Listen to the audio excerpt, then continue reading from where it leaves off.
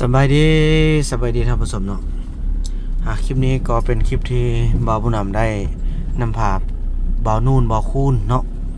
ไปเอารถทีบพี่น้องแต่แล้วปาดพี่น้องอยากให้ทุกคนได้เห็นเนาะบัดโลกนี่จักจิตจังใดพี่น้องบ่าวคูนกับเมาบ่าวนูนให้หมดสติน็อกอยู่อันรถเลยพี่น้องตายพี่น้องจะให้ทุกคนได้เบิ่งนำกันเด้อสั่งสิว่าเลยพี่น้องแปลงรถหันมัด250,000พี่น้องเนาะถือว่าบอลแปลงรถที่พันก็ถือว่าหรือว่ารถจักรยานนั่นน่ะ2คันนะถือมันอยู่250,000ถ้าเป็นบอลอื่นนี่โอ้ฮอด 3-4 แสนมาเลยพี่น้องแต่อันนี้เขาเจ้าบ่ได้เอาค่าแป้งน่ะเด้เขาเอาแต่ค่าที่ว่าไปซื้อวัสดุมาแป้งมาซ่อมเนาะพี่น้องเนาะโอ้ยสนุกกับขออยู่ขอกินสู้ไม่เท่าแพทย์สู้ไม่เท่ามีสู้พี่น้องเพราะต้องเหลือเขากินกันพี่น้องซาวลีกับบ่อเฟืองที่นั่นก็ออกตลาดมันแล้วเนาะพี่น้อง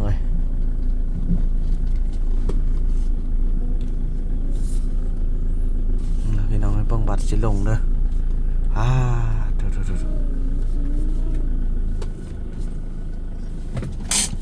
พี่น้องจะเปิดแฟลชกันเนาะ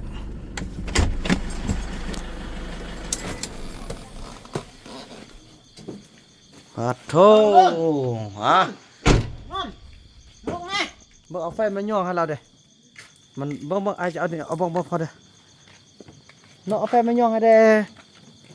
ไอ้ย่องเด้ครับมันดิโธ่เบิ่งนี่เด้สนุกเอาเข้าไปให้แม่ทัพแพทย์2เท้าลูกจอมสวยเด้อ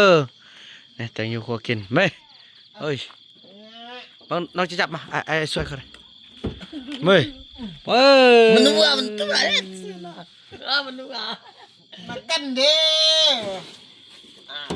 เมาแท้มันเฮ้ยนี่คุณอันนั้นก็เยอะส่งอีกคุณโอ้ยเฮ้ยเยอะส่งเยอะส่งแล้วผู้ใดเยอะส่งจ้ามึงเอาค่อยได้ระวังทึกกันแก้วได้โอ้โธ่เอาคันเทิงออกก่อนแม่มันมี2คันน่ะเจ้าระวังได้ไอ้โธ่แกเอาคันเทิงลงก่อน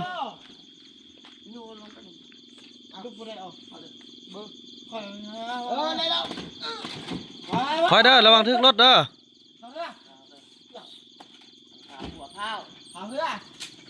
เพิ่มมายกลงมาประเดี๋ยวแล้วมาแกะอีลุ่มได้บ่ระวังเด้อโอ้ยพี่น้องมันหน่อยวันที่เก่งตั้งแต่วันยี่น่าแ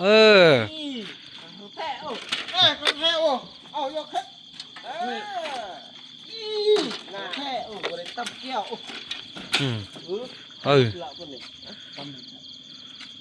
นี่เขาเอารถประคุณนี่นักก่อนนักจะมือนักก่อนสุดก่อนแบบละเบิกซิบปั๊บหมกซิบอีกปั๊บหมกซิบเลยบ่เกือบได้เกื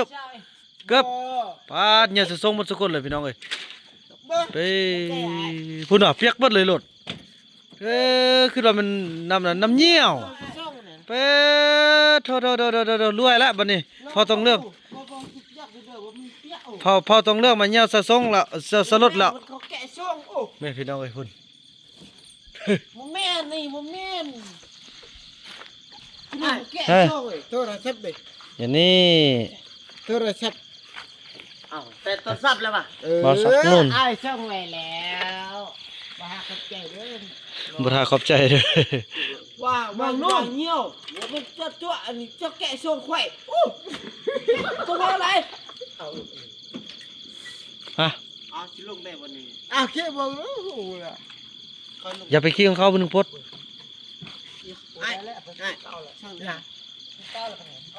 ต้องแกะช่องไข่เด้ออัดรถหายเด้ต้องแกะค่อยๆเลยค่อยน้อยต้องแกะค่อยน้อยบ่ต้องแกะอีก อัดคลิปเขาบอกว่าอารมณ์เพชรเห็นก็เขาบอกว่า น่าก็ฮู้อายอยู่ก็เนาะโอเคย่าแล้วเฮ็ดซะได้กินข้าวน่ะบ่กินข้าวอัน เขากับท่านพาน้องลงมา ย่าเฮ็ดซะได้สิเมื่อก่อนแล้วสิกินข้าวก่อนโอ้ยอย่าฟ้าฟังเด้ออย่าฟ้าฟังเถอะอัดคลิปอยู่ วิเช้านี่ฮะบ้านนอนอยู่บ้านที่พูนเขานอนอยู่นี่ออกไปพูนเอาเลยคลิปขึ้นรถแล้วก็มาแกะช่วงนี้ออกมาปะคุยโอ้ยแล้วก็ใบเย็นควายมัด ย่าอันนั้นบ่เอารถลงไปไว้ลุ่มแล้วก็ขึ้นมากินข้าวเด้อ น้องแต่อื่นค่อยกินนะ หนูค่อยกิน เด้อ มื้อนี้บ่กิน หนูบ่กิน เออ น้องบ่อยากเหือ กินยอดมันอิ่มแล้วเนาะ มันบ่แมันยอดแต่มันกินข้าวหัดทิ้งตอนนั้นตัวช่วยมันอิ่มแล้วเด็ก อ๋อ ได้แล้วมันอิ่มดื้อก็กินข้าวหัดมันอิ่มไว้ โดย ข้าวหัด เบิ่งย่องดูเฮ็ดซะได้สิเมื่อใดเมื่อเท่านี้ก็ได้ติ เนี่ย เบิ่งเอา ทางก็ขี้มาใช่ไหม ลองดูลอง ได้ใส่ลอกไป บ่ใช่เด้อประหยัดเขาสินี่เอาลองดูสิขี่ได้บ่หรือว่าเอารถไปเทิงก่อนบ่มือจิเอาลงบ่ ลองบ้างคุณจะบักมักพูดค่อยมาลงทับกันเอาได้ เอาย่องผู้หลานสั่งย่องบ่ มักจะมักพูดค่อยนี่ เดี๋ยวน่ะเปียกหมดเลยกลน นี่แหละเด็กติดเรานี่อ้อนอันนี้ก็อ้อนคักดีน่ะอันไอ้บอกคุณว่าบ่แม่นบ่าวนุ่นเหี่ยวบ่แม่นปะค่อยอยู่ถึงบ่แม่นเปียกน่ะ ดีแล้วบ่เบิ่งดูดีแล้วบ่เบิ่งดูเบรกดีละเบรกได้เรื่องแล้วบ่เบรกอยู่แล้วบ่เบิ่งดูเบรกดู อยู่แล้วอยู่แล้วน่ะเบิ่งดูวางดู แน่ เอาบิ๊กเบรกเบ็ดนิ้วบ่ โอ้คักแล้วเนาะ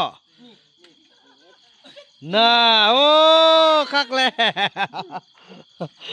มานี่ อันนี้อยู่นี่ เฮ้ย เฮ้ยเอาน่ะแล้วจับบ่ได้ก่อน ตัวไหนโอ้บาทนี่ เสร็จ เบิ่ง นี่นัดอันนี้บ่ได้ โอ้เบิ่งบ่เอา บ่ได้หัน มีกระเจหกเหลี่ยมด้วยนี่ บ่ได้ละวันนี้ที่บ่ได้ละวันนี้ค่อยสุกอ่ะ ซุปมันได้แล้วอันนี้มันเคยแปลงอยู่ดอกเบิ่งโอ้เขาลืมหั่นตัวนี้ติเว้ย นี่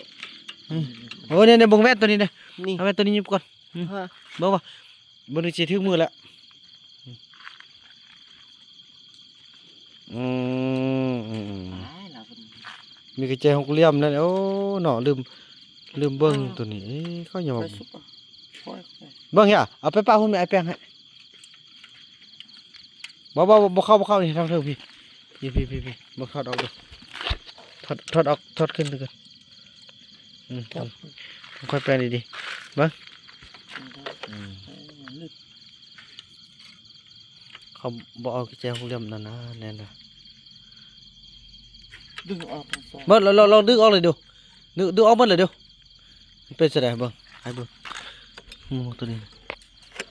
โอ้เฮียมันสิมีแล้วนี่เบิ่งเปิดไฟมันกันเด้อ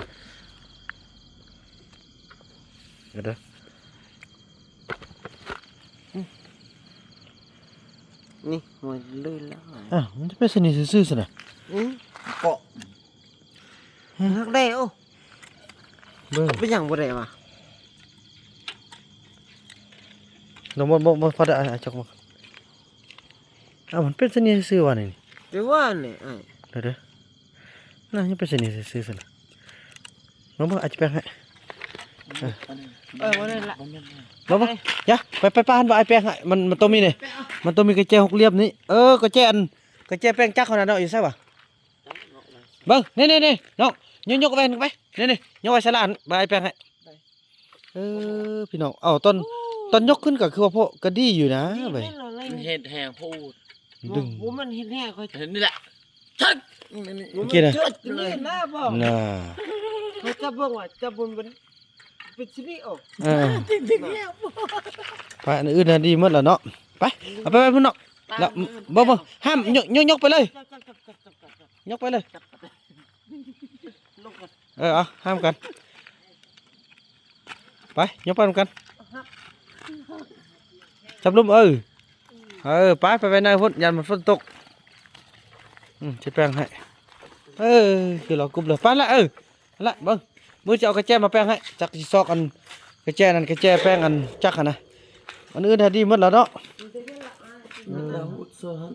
มันไปว่าคันเฮามีเจเหลี่ยมเนี่ยเฮาหัดตัวนี้มันหัดลง อืม ทากินข้าว ถ้ากิน ลงบ่มื้อนี้เคยกินเด้อ เบิ่งเขากิน มื้อใดกินได้เดี๋ยวน้องไว้เรากันเด้อ ดอย แล้วว่าเรามันเยอะสิบอดบ่แม่นมันว่าไอ้คุณว่าข่อยมาที่คุณมา เด้อ กินหมดตื่นมาเบื่ออ้าวยอมแล้วค่ะ โอเคฟันดีเด้อคันบ่กินข้าวนะใส่เมาบ่กินเหล้า บอกกินแล้วกินโอเคอ้าวเจ้ามาล่ะเป็นจังไดหลุดโพดล่ะเป็นโพดล่ะเอาเป็นโพดเอ้ยนึ่งเอา ยังยานซั่นน่ะ โอ้นึ่งคือเหี้ย บ่ต้องย้าน อยากย่างบ่ได้ตีขนมน้อยลูก อืม ได้ลาดกัน เฮาคิดมักตัวเจ้า อยากย่างก็ เฮาก็เลยคิดมักตัวเจ้าว่า คอยขึ้นจะมักให้เจ้าไอ้ เออ จะมักเทเดอร์ต่างถ้ารถเดินหน้าโทรเจ้าโหดเจ้ามักเทเดอร์บ่รถเด้อ